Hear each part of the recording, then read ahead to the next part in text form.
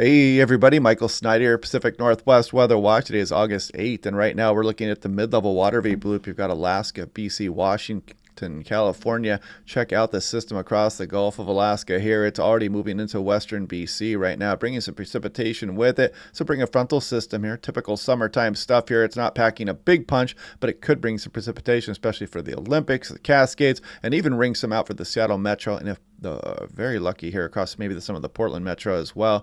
We'll take a look at that in some detail. You can see the system spinning off across Idaho, pushing on to Wyoming. That's the one that's been over the top of eastern Washington yesterday and what brought that thunderstorm activity. So a nice representation there, nice spin in the atmosphere there. Taking a look at things here across the Willamette Valley. Look at the uptrend in these percentages a little bit here as we go through next week. But I got to caution you still. We're still looking a few days out, and we're not quite sure just how far this ridge is going to get north and how strong it will be here. Still some model disagreement that we'll be looking at here in a moment. This is looking at Medford. Check it out. They've got percentages up over 80% chance for 3 straight days of 100-degree temperatures coming in here. And same thing for Roseburg. Quite warm out there across some portions of southwest Oregon. And if you guys want a nice affordable home weather station, click on that link down below to save 10% off. Nice smartphone app. I've been testing the station against much more expensive equipment here. I've got 3 of them at my house doing different experiments with them, and it's holding up extremely well. I'm a little bit upset I didn't know about this a little bit earlier about this station. You're going to look at the station right now. You can see it's 63 at my house. The wind updates every 3 seconds. You can see the UV index there. It rained for 34 minutes yesterday and picked up 3/100 of an inch. CTAC got 2/100 for pretty accurate there. It does a brightness thing as well. So yeah, highly recommend this weather station. But checking out CTAC, 77 degrees, just 2 degrees off the average, 2/100 of an inch of rain there. And if you look back at the record highs at this time of year, you can still get to the mid and upper 90s here across a lot of the area. So we are still in heat wave territory here, folks. So when this ridge builds, we're definitely going to warm up. Just how much we're going to warm up is still up in the air, literally. Now, taking a look here at the precipitation totals yesterday, look at Wenatchee, 6.7 of an inch of rain. Moses Lake, 6/10 of an inch of rain. Some places like Othello, the Tri-Cities got measurable precip as well. And you can see, yeah, Walla Walla, 6/10 of an inch. Even Ritzville got a couple hundredths there as well. At least suppress the dust levels maybe at least for a couple days here. The Blue Mountain, some nice amounts also. Spokane didn't trigger the bucket. It doesn't look like here. But yeah, if you guys were out there, there's a lot of thunderstorms, a lot of lightning and thunder out there. Pretty interesting stuff. That system is now kicked off to the east. Not looking at a repeat for that today. Now, this is looking at the European wider view of things here. Is Alaska, BC, Washington, Oregon. And this is the one from yesterday afternoon. So we're comparing these model runs last night and yesterday. The system rolls through here as we go through the day tomorrow and on in through Thursday. That thing finally kicks out. You can see the ridge start to build here. Now we're going on to Saturday afternoon. Pretty similar stuff here, but then as we go a little bit further out, we've been getting this yin and yang on just how far north this ridge is going to develop. You can see it downtrended a little bit here as we went through yesterday afternoon through yesterday last night, but kind of did a flip-flop thing again yesterday as well. So the yesterday morning's run looked more like this, then it bounced back a bit north, and now we're looking at the suppression again. Kind of a zonal flow here on the European run here. So we're just not quite sure how strong this ridge is going to be yet. So I don't want anybody to get confused here. We're not looking at a giant heat dome that's setting up over the Pacific Northwest just yet. We still have a couple days to work out some of these details. Don't get too caught up in them just yet.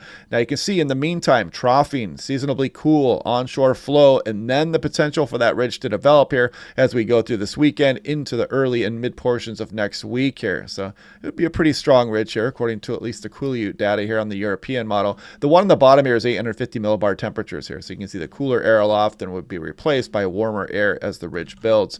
This is looking at last night's run here. You can see the precip already coming into western BC, some of Vancouver Island, the higher terrain, and then the frontal system tries to swing down through western Washington, tries to clip the Oregon coast here. Maybe the coastal range getting a bit of precip for Oregon. Cascades favored. Maybe we can wring out 1/10 of an inch here in Seattle if we're lucky there.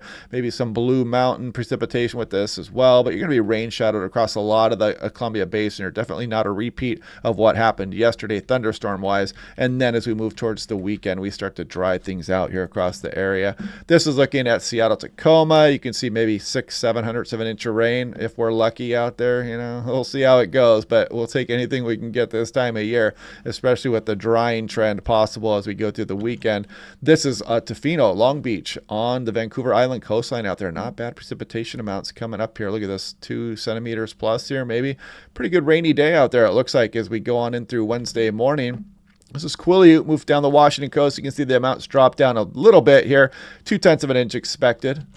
Go down a little bit further. Here's Hoquiam, is down just under 1/10 of an inch, and lesser amounts down Astoria and even Tillamook. So, of course, the further south you go, the less likely your chances for measurable precip. Here's Nanaimo on the east portion of Vancouver Island. Not bad out there. You know, take a centimeter if they can get it this time of year, no problem.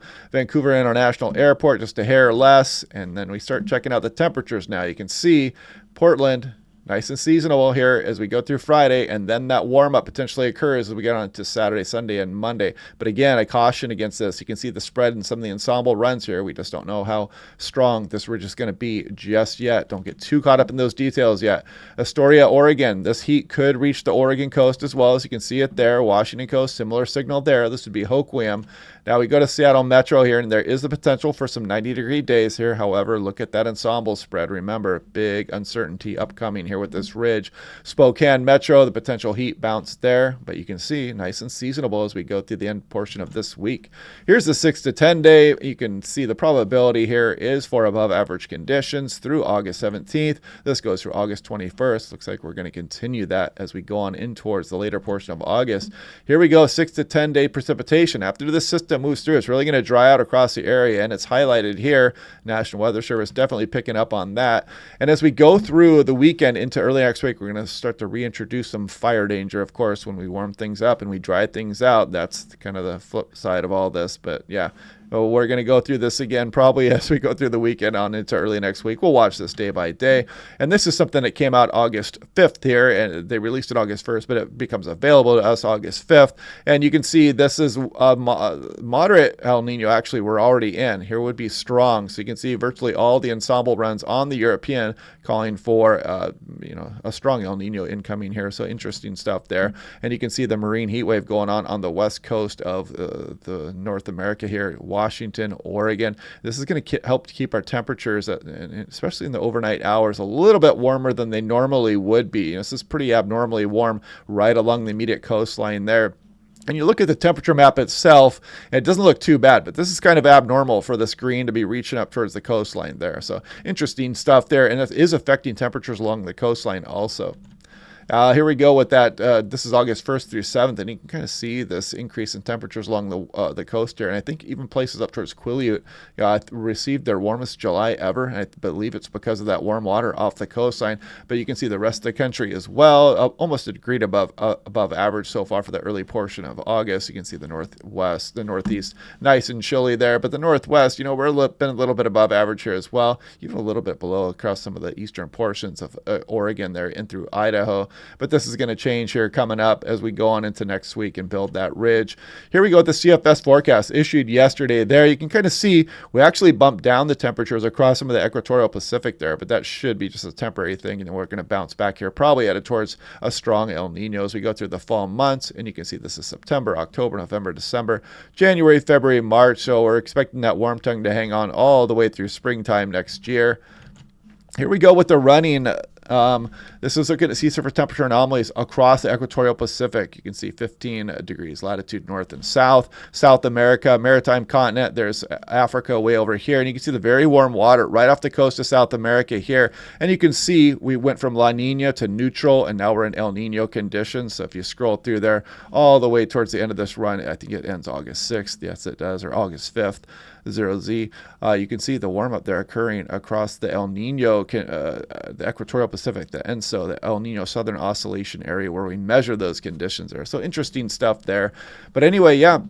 We'll continue to watch this system tomorrow. We'll see what's going on. The rain should just be hitting the Washington coast and trying to move into the interior by the time I'm doing my briefing tomorrow. We'll watch the Doppler and see how this is trending. But it's pretty typical summertime stuff. These fronts don't pack a big punch, nothing comparably to what will happen during the fall and winter months coming up here. But we'll get a nice onshore flow and keep things seasonably cool for a few days before that ridge starts to build in here. And we still have a few days to work out this detail, so don't get too caught up in those temperatures just yet. So anyway, yeah, I hope you guys are liking these videos. Click like and subscribe. We'll do this again tomorrow, and I will talk to you guys then.